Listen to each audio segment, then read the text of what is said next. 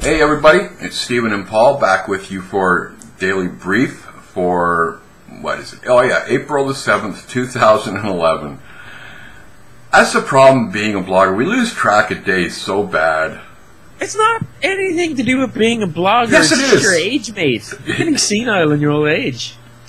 It's because we're bloggers. I'm blaming it on that and I'm sticking with it. By the way, thanks for that nice little video of the Xbox dashboard. Yeah, it's the Xbox dashboard update that we talked about last week concerning the DVD copyright protections and that extra gig of space on the discs. I still haven't received my beta discs for that yet, but apparently my dashboard has been updated. We put a post up on WinExtra earlier showing it. There's not much to see. It's actually a video showing that there's nothing to see. There's nothing there, basically. And, I know we're not supposed to talk about this stuff according to the sort of beta agreement, but there's absolutely nothing in that video that we didn't talk about last week that hasn't already been leaked. Yeah. So, that's the great thing about these embargoes. They only last until somebody leaks. Yeah. And once the cat is out of the bag, you're free to run, Yeah. So. Some worrying news from Microsoft following the heels of Google's manager that went disappearing in Egypt. One of their country managers has been detained by Libyan authorities. Yeah, I'm probably going to butcher his name, but Khalid El Hassoumi, he's Microsoft's country manager. He's been held since Saturday, March 19th, and basically there's no word really on what's going on. Coming from Microsoft, over the last 2 weeks, Microsoft has been working with Khalid's family and international organizations to help get Khalid released. We continue our efforts to ensure his safety and soon as possible release, and we currently have no information about the reasons for his detention, and all we can really say here is that, we extend our wishes to Khalid's family, and we also hope that he gets released as soon as possible, obviously. Yeah, because we're coming up a month's detention here.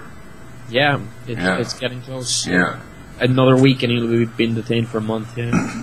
The other day we had that laughable little bit of news from IDC about how the Windows Phone 7 would be #2 in the marketplace by 2015. It wasn't entirely laughable. I mean, I said under the right conditions it's possible. Yeah, well, obviously Gartner agrees with you because they're saying exactly the same thing.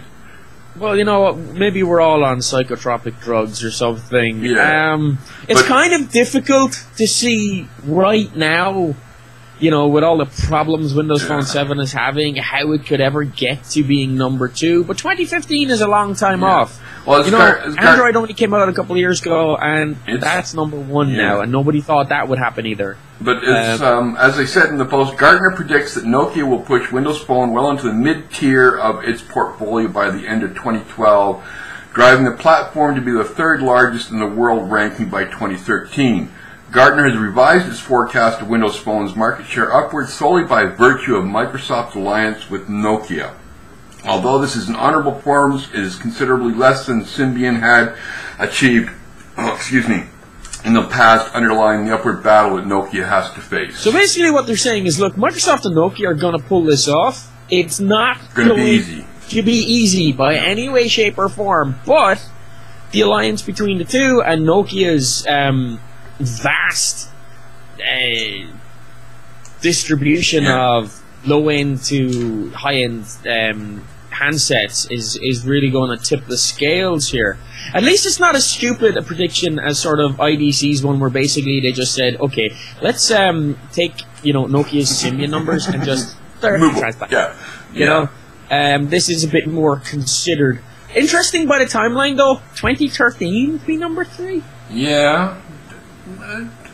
Well, given that Nokia says they're going to have Windows Phone 7 handsets out by 2012. Yeah. A year, it's possible given their distribution network. Well, that would still have them behind both Apple and Android. So 2015 for the win. Hey. Okay, 2015 for second place. Apparently Microsoft executives are in a heated battle over opening more retail stores. Look, we've discussed this back and forth, and if these plonkers can't figure out that, look, you can't just have 8 fucking stores. No. Alright? You either need to open these things or shut these things. Yeah. Alright? You either need to go full force or not. But I'm seeing in this report that people are complaining about money that has been spent on data centers. Because yes, you can't run a massive technology company with a massive web presence without data centers. I know. Oh God. And, you know, the money that it's taking to compete against Google. So yeah, let's just pull out of the race altogether, give up our 30% market share, and, you know, never actually achieve the point where we can actually earn that money back. You know, Microsoft has money to burn, and they're doing the right thing. Yeah. The only thing they're doing wrong with the stores, in my opinion, is not opening enough of them quickly enough. Yeah. Okay? They've got 2 more announced for Atlanta and Seattle. Now, Atlanta is a good 4 or 5 or 6 hour drive away from here, so that's no good to me, right?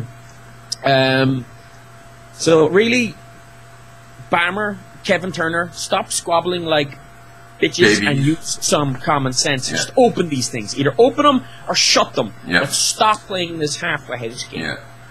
Paul Thurrott and Riviera. They're collaborating on the next Windows 8 secrets books, and they've been leaking out images of what we can expect. And apparently, as we're going to have a aerial auto colorization.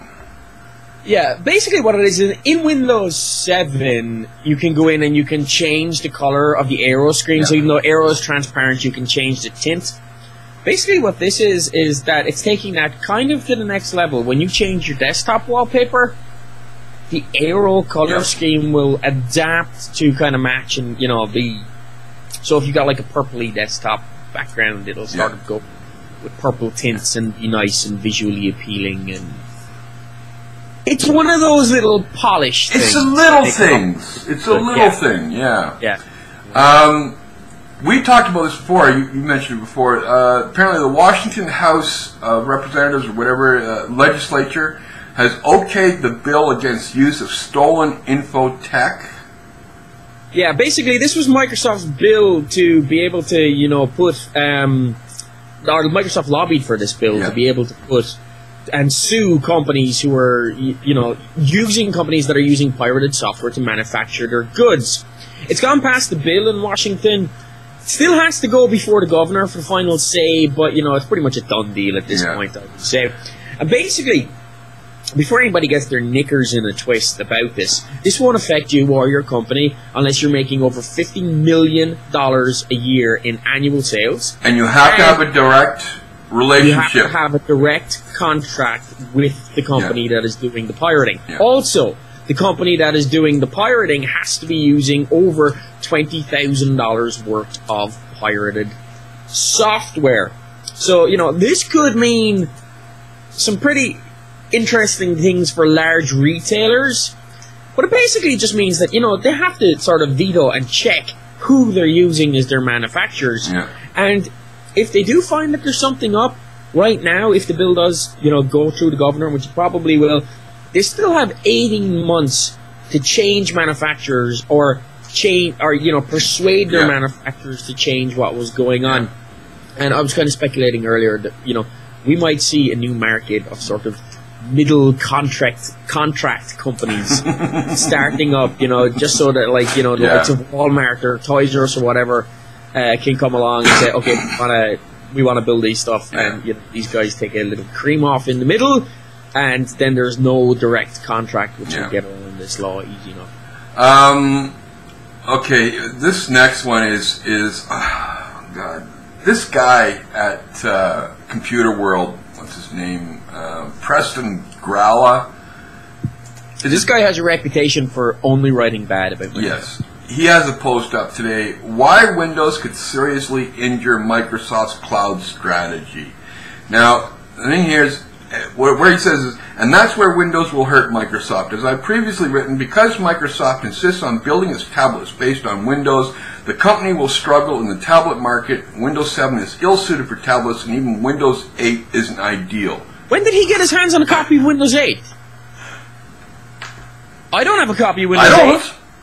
And all I've seen of Windows 8 is, you know, it running on system on a chip. It's built for the tablet device. We haven't seen its interface.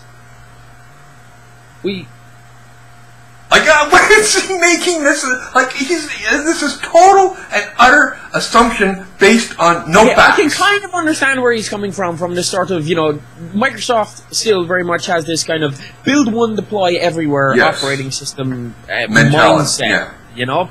But what we're seeing more and more is, you know, with Windows Phone 7, Windows 8, Xbox, is that it's not just a build once, deploy everywhere. It's build the operating system, but make sure it can run a key component to allow us to deploy everywhere, which in this case is going to be Silverlight.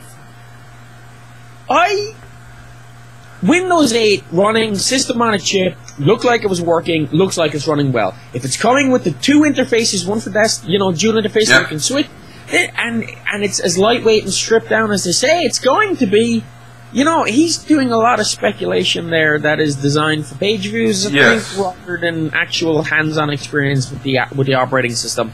Because we don't have hands-on experience with the operating system. I think maybe only Paul Thurrott does. And he continues to prove... other people. Yeah, and this guy continues to prove how much of an idiot he is. Pure. Not Paul Thurrott now. No. The Preston Growler guy. Well, I don't know if it's idiocy or just sheer bias. I don't know. I think probably both. I've been known to slap down Microsoft myself. So have I. You know, that's what WinExtra's being built around, is, you know, honesty. But this guy's not being honest. He's just being an idiot. So why are we mentioning it then? Because it's a discussion point. We just wanted to get on air and call the guy an idiot. Be honest. Okay, works for me. Because that really irritated me the first time I read the post. Like, I was like, are you nuts? Anyway, there's been a Chevron WP updater that's been floating around that has been getting some good results for being able to force the no-do updates. That's the one we talked about last week, released by the guy called Chris West. I can't remember his name now. No, his website was WHA. Yeah. So anyway, this was the no-do updater that was basically released by Microsoft. Yeah. And he just, you know, made a few changes so that it would install the update regardless of location. And that has been pulled. No word from Microsoft or him as to whether or not there was any involvement or whether or not it was just, you know, he read what maybe Eric Atula wrote on the Windows Phone blog and decided to pull it himself. I don't know. But basically, Microsoft have officially come out and said, look, first off, copy and paste, March copy and paste, O2 customers and SF4 in Europe are getting that right now. Telstra in Australia are receiving the February update. And for everybody else, they know that you're waiting. Yeah. And they're kind of upset with things too, but they're urging you not to go the unofficial update route and wait for it officially. The reasons given, it's the usual sort of reasons, but basically what they're saying is, look, when you update this way, yes, you're getting no-do, but you're not necessarily getting hardware-specific update. You may be missing things. It may leave your phone misconfigured so that you can't receive future updates, or at the very worst, it may just completely brick your phone altogether. And the bottom line, unsupported workarounds put you in uncharted territory that may void your phone warranty. Yeah. And basically, if you read between the lines, they're saying, look, you do this, it may work, it may not. Yeah. If you crap your phone, you've got no recall. Yeah. We're not doing anything about it. No. So just wait.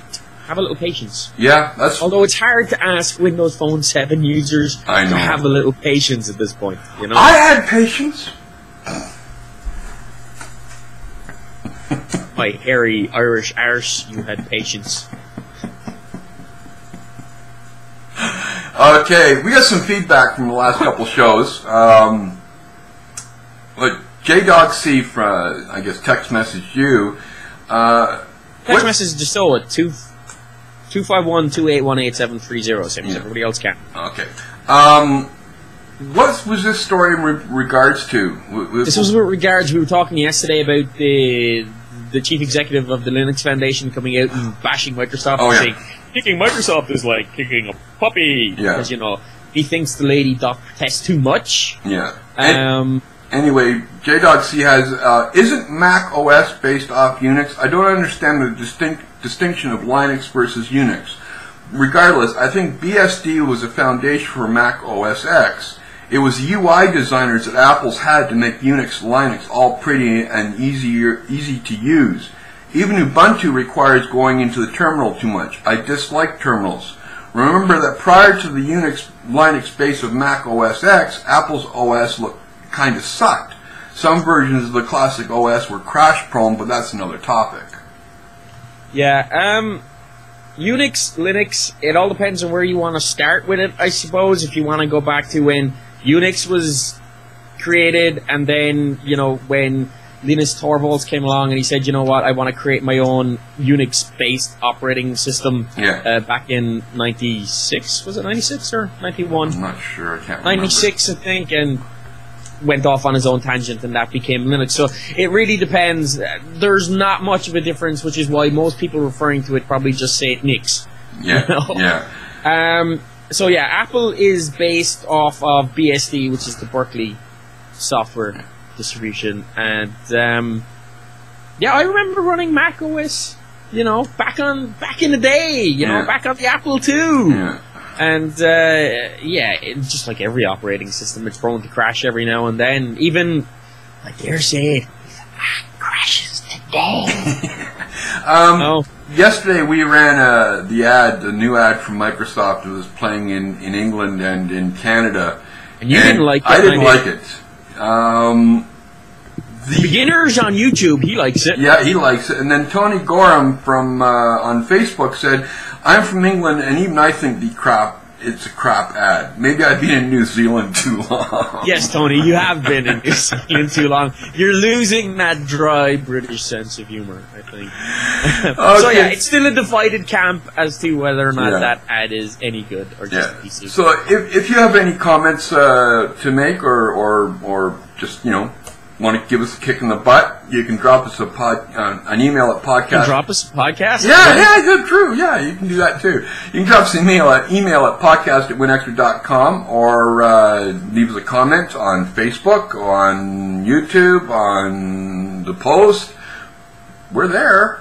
Or you can drop us a voicemail. A voicemail or a text message to 251-281-8730. Yep. So on that note, that's today's show. That's Paul. I'm Steve. We'll see you tomorrow, everybody. Have a great day. See you tomorrow for the Friday show? Yes.